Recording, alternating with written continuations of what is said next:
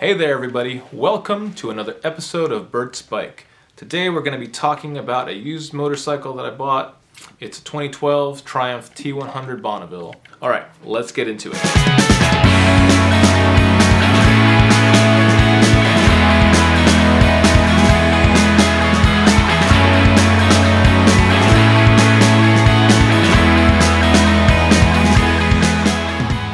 So if you've been watching my channel for any period of time, you've probably noticed I've gone through a few different bikes. My videos are pretty chronological, from when I started riding, so you can kind of see the progression of bikes that I had. And some bikes I never even got a chance to make a review on. But one of the bikes that I got was a Harley Roadster, and that by far has been one of my favorite motorcycles I've ever owned. And actually I've been still trying to track one down to replace that one with. But when I bought that bike, I had a CRF 300L and also a W800 Cafe. And that W800 Cafe has been probably one of my biggest regrets in selling the bike. If the Roadster had worked out, it wouldn't be as big of a cut, but you know, I'm just not so sure about Harley at the moment. Now, at this point, my thinking in my head was I didn't want to have multiple bikes in the garage. I wanted just kind of like one kind of in the middle, do-it-all motorcycle. Something that would cruise, something that would do highway, but also something substantial. So I traded in both my bikes to get this Harley Davidson Roadster. So if you've been looking at my channel, there was some issue with the swing arm hitting the frame, and I had to have the dealership buy that back for me. So through button heads with the dealer and all that kind of stuff, I ended up settling for most of my money back, and they ended up buying the bike back from me. Now, I don't think that's how it should have went, but basically, long story short, I was out a couple $1,000s at the end of the day. I ended up having a very bad experience with that dealership. If you're savvy enough, you can kind of figure out what dealership that is, or if you want to just private message me and ask, I would be happy to talk to you about it, but I don't want to tarnish anybody's reputation on purpose and call them out here. So this is just, you know, just a little backstory on that. And in fact, I need to make an update video on that Roadster. So getting back to that, I've always missed that W800 and the feeling I got when I rode it and everything like that.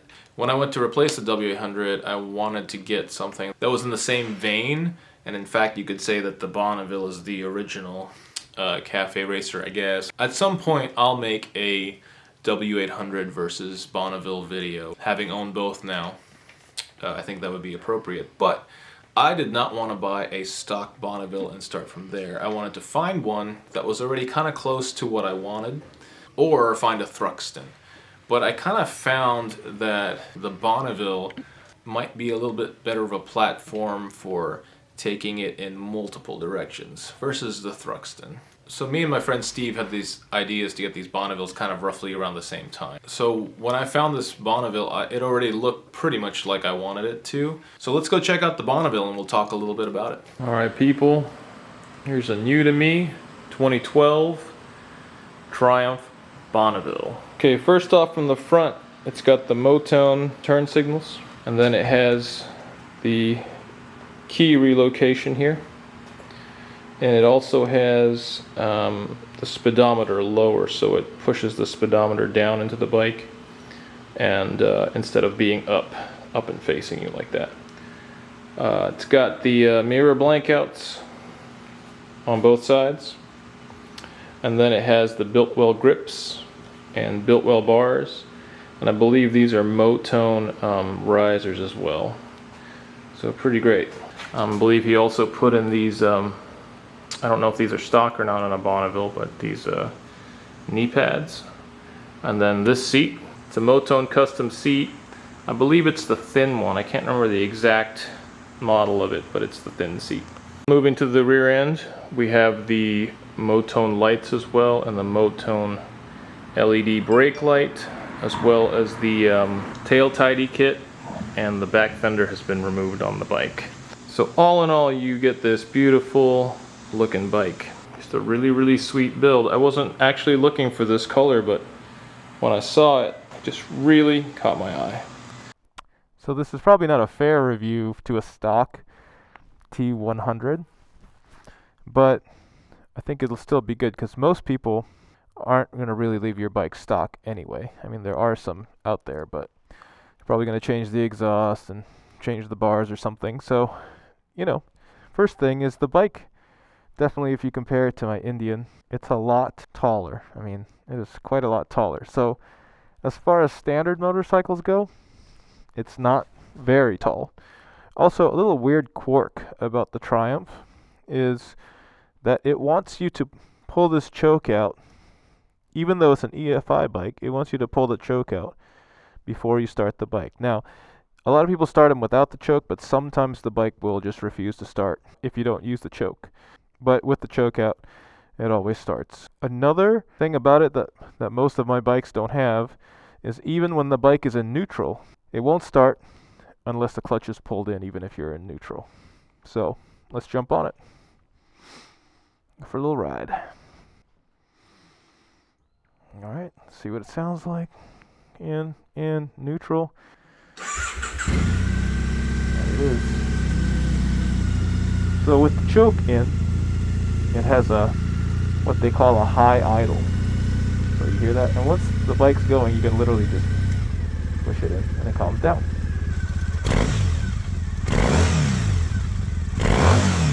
Okay. And for stock pipes, I think they sound great. One more time. First off, something that you notice when you jump on a Bonneville or you walk up to it is it actually is a lot bigger of a bike. In fact, it looks just as big as my Indian does. So, there's that.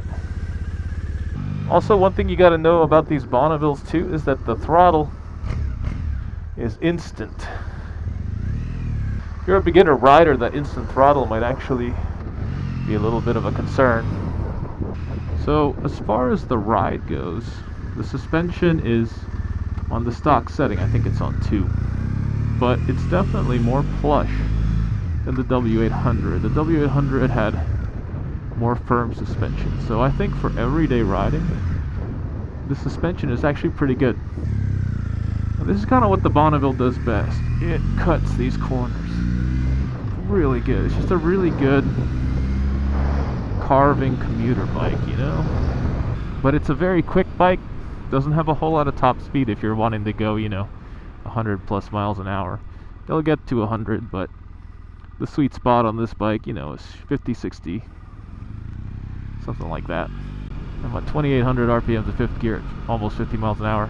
If I just roll on the throttle, the bike starts speeding up, but the RPMs go up really slow. So that 5th gear is just really tall. It's a really, really tall gear. So the bike seems to take curves and corners really well. It's a complete joy to ride this bike, especially with these mods here. It just really loves these back roads. This is kind of where it wants to be. Now, when I first got this bike, I rode it primarily back roads, jumped right on the interstate right when I got it. Felt it did really well. So I got a lot of praise for this motorcycle. Here we go. Yeah, these curves are definitely where it wants to be. Now, if I was going to ride it really hard all the time, I'd probably stiffen up that preload a little bit in the back. But for just everyday riding, that stock setting is pretty good. And I'm 6'1", 190, 195, probably over 200 with my gear on, 205, something like that. So it's doing pretty well. I love this bench seat. I can slide back and get really low if I want to, or I can scooch up forward and just kind of sit upright. So I love flat seats. Just gives you a lot of options, especially like on a long ride. Let's see this curve up here. Trail braking on this bike is awesome. Just really, really easy. Really easy to put this bike where you want it to be. I mean, this bike is just something you just don't have to think about. You just get on it It looks awesome. It rides really well. Just a lot of praise for this motorcycle. I guess one of the big features on this bike for me personally would be having that flat seat, or the ability to upgrade or modify to get that flat seat. I'm pretty sure on the W800 that there's a hump there, which some people like, some people don't like, but for a taller rider, you really ought to try a bike or a standard motorcycle. Really, the flat seat really helps you move around and get comfortable and low, or get up high when you really want to. I think it's a 4-gallon tank on this, so you can see it gets pretty great gas mileage as well. So I'm at 139 miles and the light just came on. I'd say this is where the bike shines. It's just back road carving and getting in between traffic, but doing it with some style. If you said, hey, draw me a motorcycle, they would either draw a cruiser or the Bonneville. It's just that kind of a bike. Another weird thing about this bike is these turn signals. It's like you have the standard left and right, but you have this button in the middle. It's actually a physical button versus the rocker switch and the push in. So still the same idea, it's just a little interesting, but it does give you really good feedback. Like you can really feel the click in, and it's a really tactile feedback, which I think is nice. I think when the light comes on, you have like either half a gallon or 80% of a gallon left. I'm not sure. We'll find out here soon. One kind of negative thing about this bike is the brakes are okay, just barely okay. The W800 definitely wins out on that braking department, but I feel like the bike is a heavy bike for a standard. It's a pretty heavy motorcycle, and I think it's definitely under braked. And I just replaced the back brake pad with an EBC. I think it's a semi-sintered brake pad, and you can ride it a lot harder, but if you need to stop fast, you really gotta, think about what you're doing with this motorcycle. You can't just sort of zoom it in and just hope to stop the bike. Ultimately, what I love to do is make this like a cafe scrambler, jack up the suspension a little bit to about Thruxton height, put some not knobby tires, but just like an 80-20, 80 on-road, 20 off-road tire on it. See, this slow speed turn is just really easy on this bike. 140.6. Let's see what our gas mileage is. One thing I do love about this Bonneville, it seems like everything on it is very quality made. Like the gas cap feels substantial. When I look inside, I mean, it's super clean looking in there. It seems like it's made with really good materials. Alright, so yeah, 3.2 gallons. So at about 80% of a gallon, it'll start warning you. It's just a beautiful bike. I mean, it's a really easy bike to live with. I said before that I was looking for a Thruxton initially, but I definitely think this bike is probably a little bit easier to live with on a day-to-day basis. About 44 miles to the gallon. It's pretty great. And that's just mainly in-town riding. I'm so glad I went with these mirrors versus the bar ends. The bar ends just make the bike feel very, very wide, even though it's not. I mean, they only come out to right here. But this is the way I think most motorcycles should be. Analog gauges. If you need something digital, get an LCD tripometer or something. But analog gauge is all the way for me. Let's answer this question. Do we think it's a good starter bike or beginner bike? I'd say if you have previous riding experience, rode dirt bikes or something, but if you've never been on a motorcycle before, period, I would say that you should probably start on a sub 500cc motorcycle. That's just my stance on it. It's, people talk about saving money or whatever, but you crash or drop the bike, I guess I'm talking about if you're buying it new too.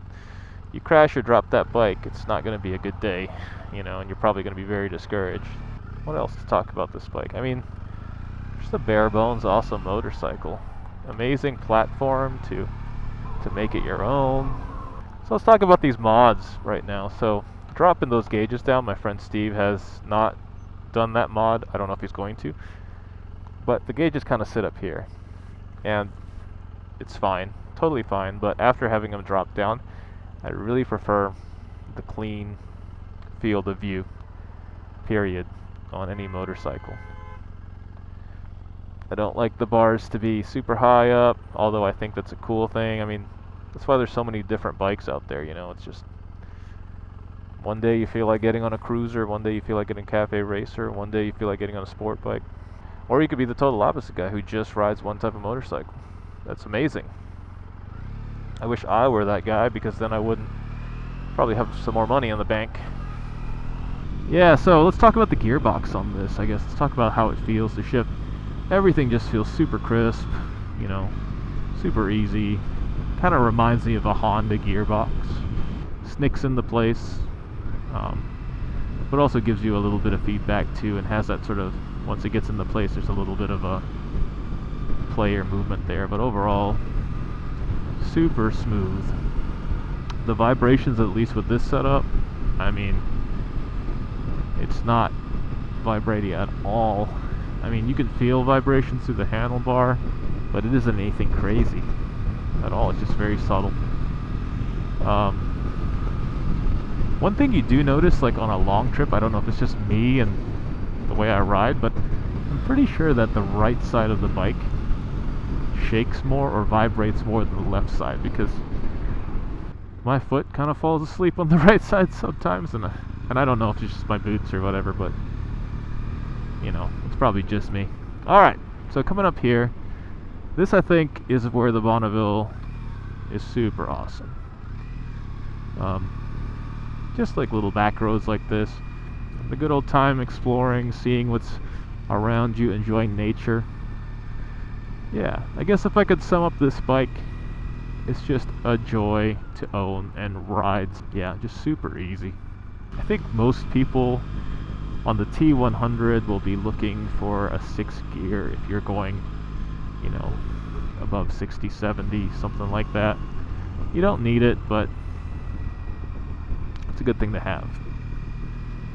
So, one of the last things I want to talk about is lots of people do what they call the AI delete on this bike. So, and what I think it's called the air intake delete. And basically, what it does is it gives an extra puff of air or something to burn up whatever unused fuel is left in the exhaust. And it's supposed to be, I think, an EPA type thing, but in all honesty, it really doesn't do too much.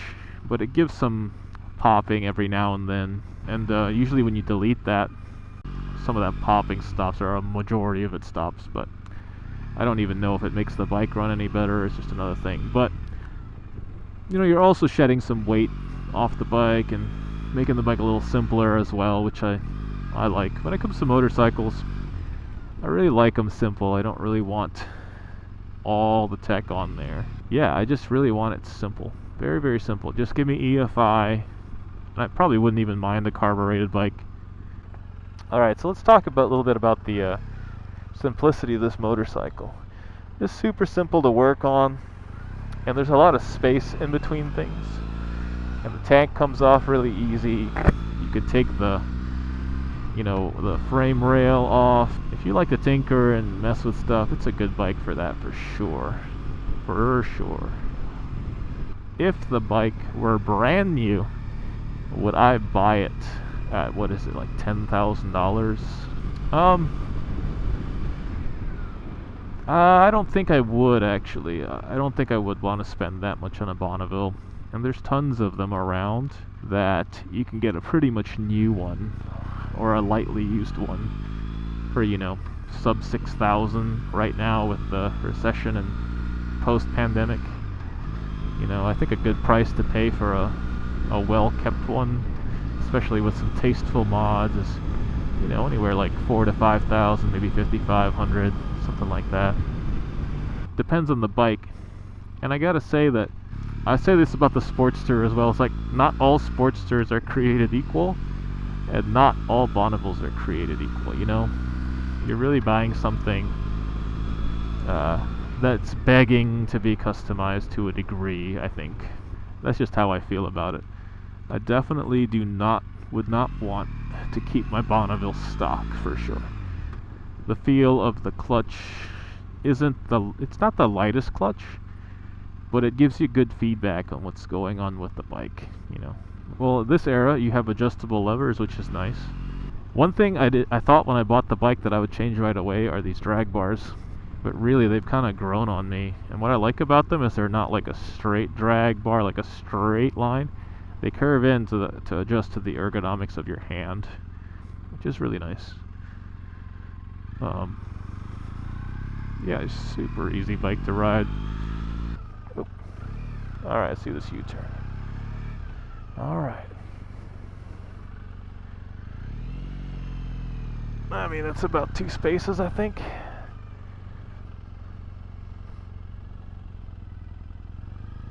Yeah, just super easy bike to ride.